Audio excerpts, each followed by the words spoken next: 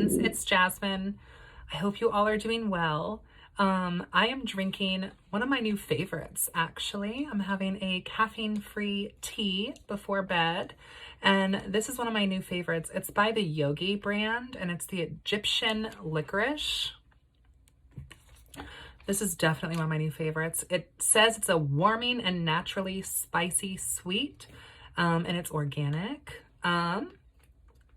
It definitely does have a strong like licorice flavor to it. So if licorice is not a flavor that you enjoy, then you probably would not like this Egyptian licorice tea.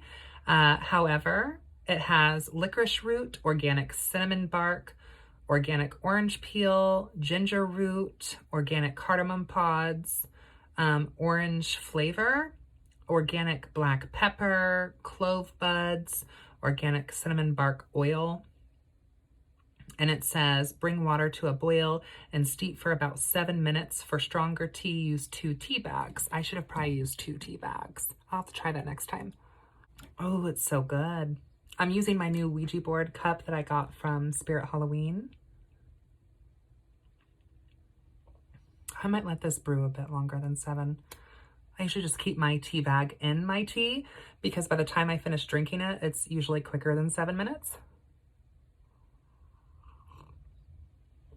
So I wanted to talk about some stuff today. So I get a lot of questions about what I do for a living and kind of how I got to where I am now. And I think a lot of people on social media, especially on social media, because anyone can be whoever they want to be on social media. And I get a lot of people who kind of see my life very much from the outside. And, you know, they see that I'm a practicing witch, that I'm totally out of the broom closet. They see that I'm married. They see that I'm relatively young. They see that I'm relatively successful. They see that, you know, I run my own business. They see that I do a ton of social networking, and, you know, they have a perception of me that may or may not be completely true. And I do want to say I do view myself to be someone who is successful, and I do view myself as a happy person, and I'm very thankful for where my life is and what I'm doing with my life and the direction that my life is kind of moving towards. However, there's a lot of work that goes on behind the scenes that people don't always realize. They don't see that side of things. What they see is, oh, look how cool it is that Jasmine runs her own business and that she's a practicing witch doing what she loves. And it must not really be that hard of work since she loves doing it so much. And look at Jasmine traveling around to different festivals and expos and conventions and, you know, reading tarot and palms for people. And that looks like so much fun to be able to travel around and meet new people and to be able to share this wonderful art form. Or, you know, people, they just have perceptions, right? And there's nothing wrong with having perceptions of people, but you don't actually know what goes on behind the scenes in order to kind of fulfill that. And I like to think that what I present on social media is very much authentic. It is very much my life, and I try to show as much of the, when it comes to my business and when it comes to festivals and being an instructor and a teacher and having the classroom, and, you know, I try to show much as the behind the scenes that I can, because that's the sort of content that I myself like to watch. You know, I enjoy the glitz and glam. Absolutely. I mean, who doesn't? But I also love the real, raw, authentic stuff as well. And sometimes you lose some of that when everything is just glitz and glam.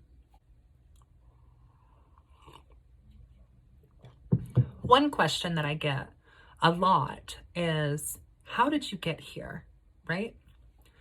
A lot of newer witches who are coming into their path and their practice, as well as a lot of readers and psychics and people who have taken my courses and my classes, or who have considered taking my courses and my classes.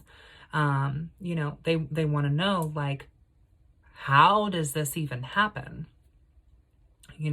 How do you run your own business and metaphysics, and how do you build a metaphysical clientele, and how do you do it? And truthfully, it's not much different than essentially any other business, right? Because at the end of the day, it is a business. And if there's anything that being a cosmetologist and a hairdresser has taught me, is how to build a network and generate clientele, essentially, and create a brand. Because when you're a hairdresser, you very much are your brand. Now, that being said, having a background in that, around the same time when I started getting into metaphysics, a lot of what I actually learned in business and networking and beauty school is stuff that very much applies to what I've done with my business and how I choose to move forward in terms of, creating that brand. So first of all, you yourself are a brand. Whether you want to see yourself as a brand or not, you can definitely brand yourself. I think we all have quirky or fun or unique aspects of who we are and our personality, and that can be branded. You also have, like, your brand, whatever it is that whatever business you are trying to create, you have that as well. So for me, trying to integrate your personal brand as the brand of who you are in with your business, I feel like is definitely step one on how you can create something successful with longevity. Step two, okay, would be that you need to have a market. You need to have some sort of clientele. So, who is your average customer? What are your products supposed to be for? If you're going to be a reader, what kind of people are you going to be reading for? And, I tell people a lot, especially, during class, whether it's the palmistry class or the cartomancy class or the tarot class, a lot of the divination classes, because there's a lot of students in those classes who are very eager to break into this industry, especially now more than ever, which is wonderful. Absolutely. And we need more practitioners and we need more readers out in our local communities.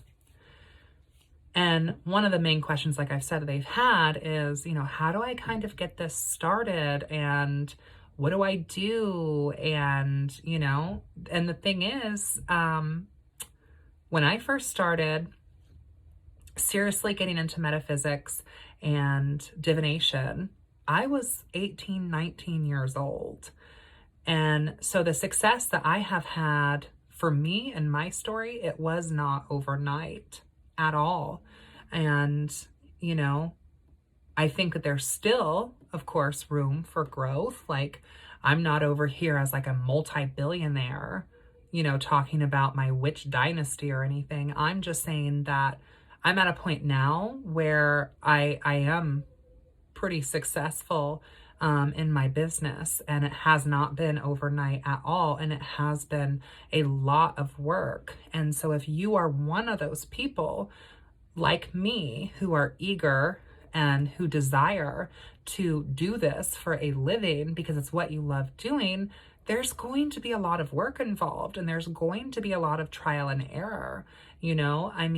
There's multiple different facets to being a reader, and being a priestess and being a witch. Like, what does that mean for you? What does that look like for you? For me, it might be different than for you. If you want to be a tarot reader, you want to be a psychic medium, what medium, so to speak, are you going to utilize for your platform? How do you feel about doing readings online? How do you feel about creating an online market for your clients to be able to engage with you in? Are you going to do them online just completely through email? I've seen plenty of people doing, psychic forecasts or monthly astrological drawings or castings for a month or for a season or for a quarter. That's one option. Are you wanting to do it over the phone? How comfortable are you with reading over the phone?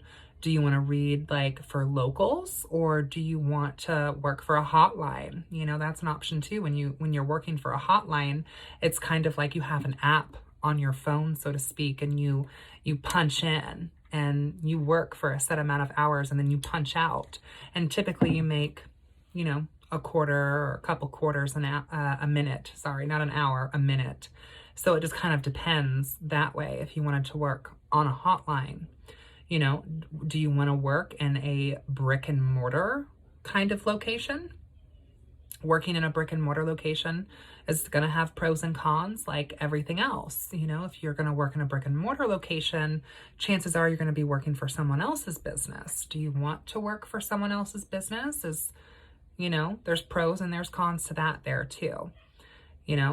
There's also festivals and expos and conventions, and there's pros and cons there too. You very much get to be your own person, so to speak, but you also might have to provide them with proof of festival insurance. And, you might need help. It might not be able to be just you, because if you're the only one there at your booth, if you're in the middle of a reading, how are you supposed to also get other people signed up when people are coming up to the tent wanting their tarot cards read and you're already in a reading? You're going to have someone there running that booth with you. And are you going to pay them? Or is this just maybe going to be a friend who's just going to help you?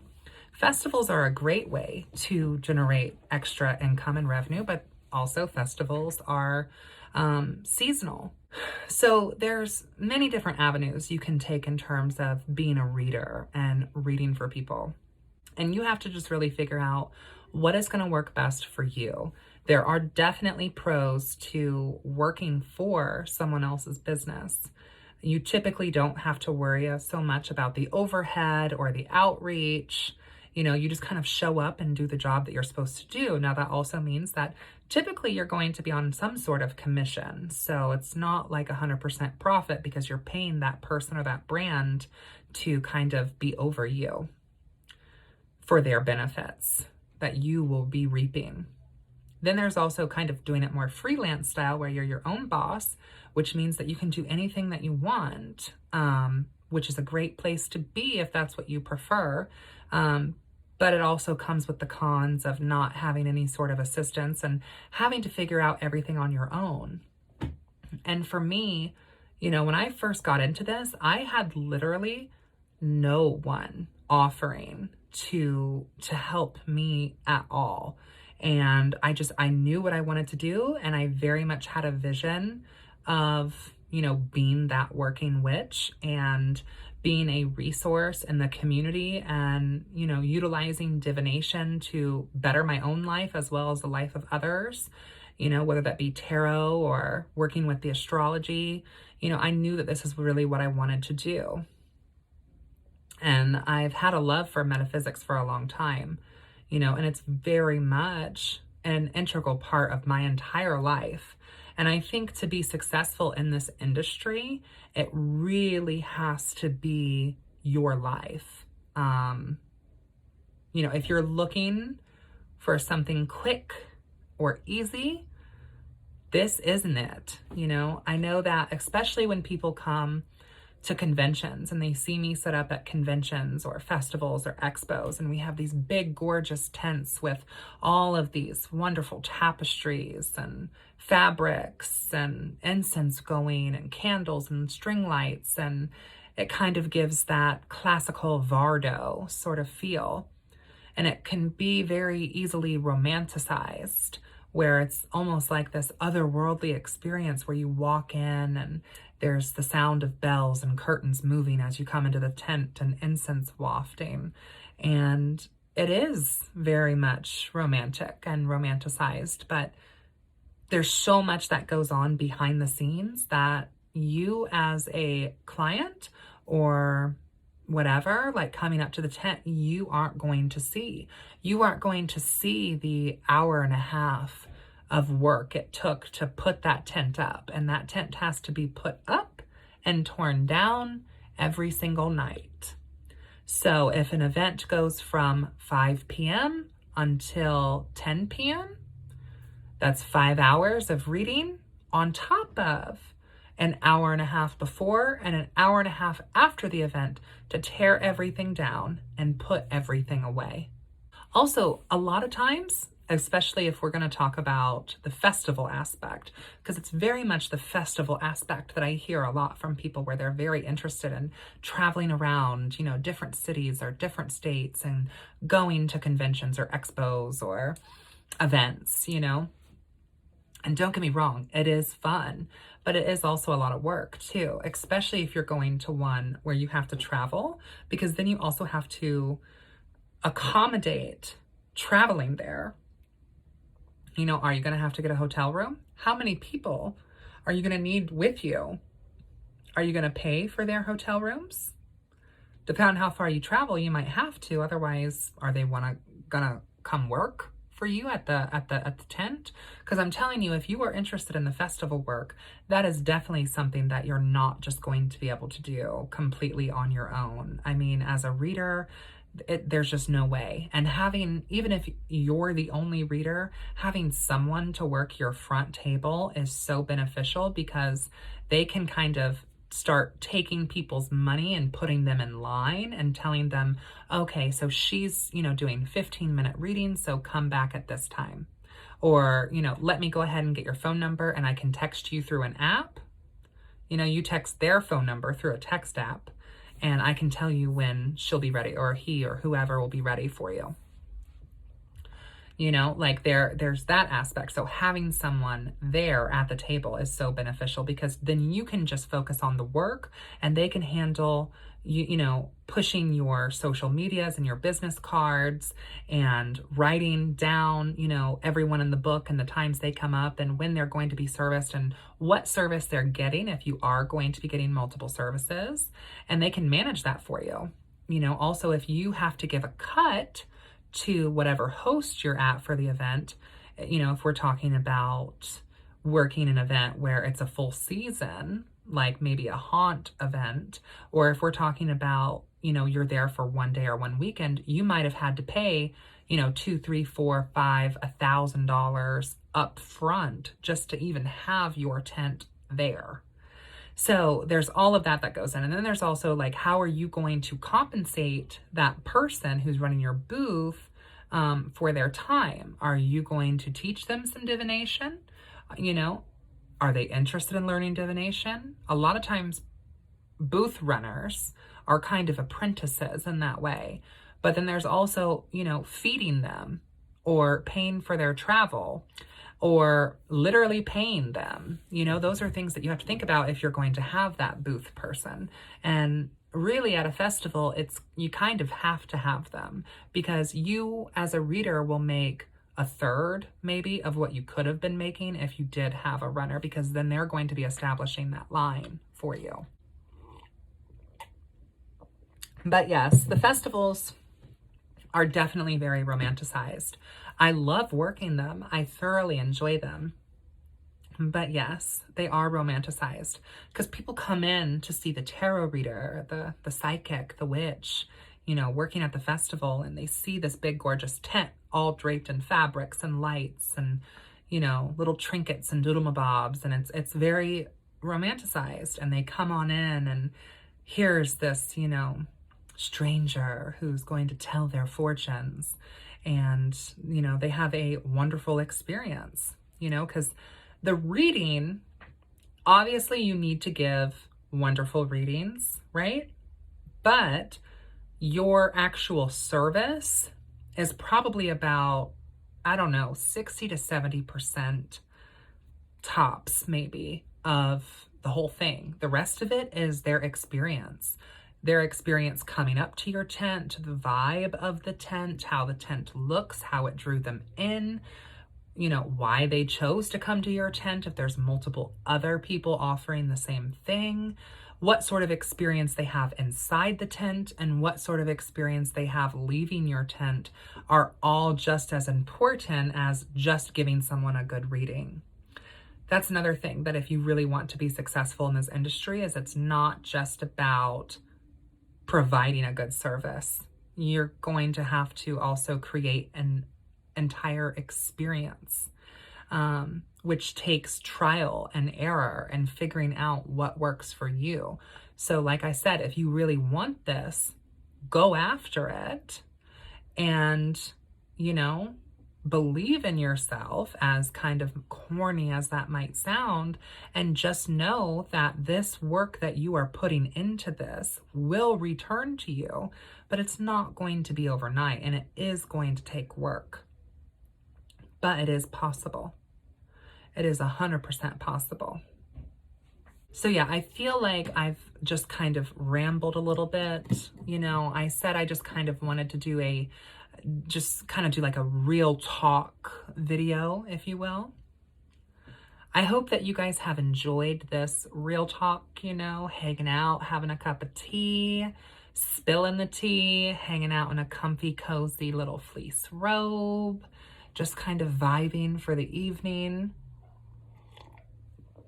Let me know if you guys have enjoyed this, and if there's any topics that you would like to hear my opinion on, especially if they're, you know, even controversial. You know, if there's any sort of topics that you might think, oh, I would like to hear what Jasmine would say about this or think about this, I would love to do more of these real talks where we can just kind of hang out together candidly and really just spill the tea and drink the tea, if you know what I mean. So until next time, guys, blessed be.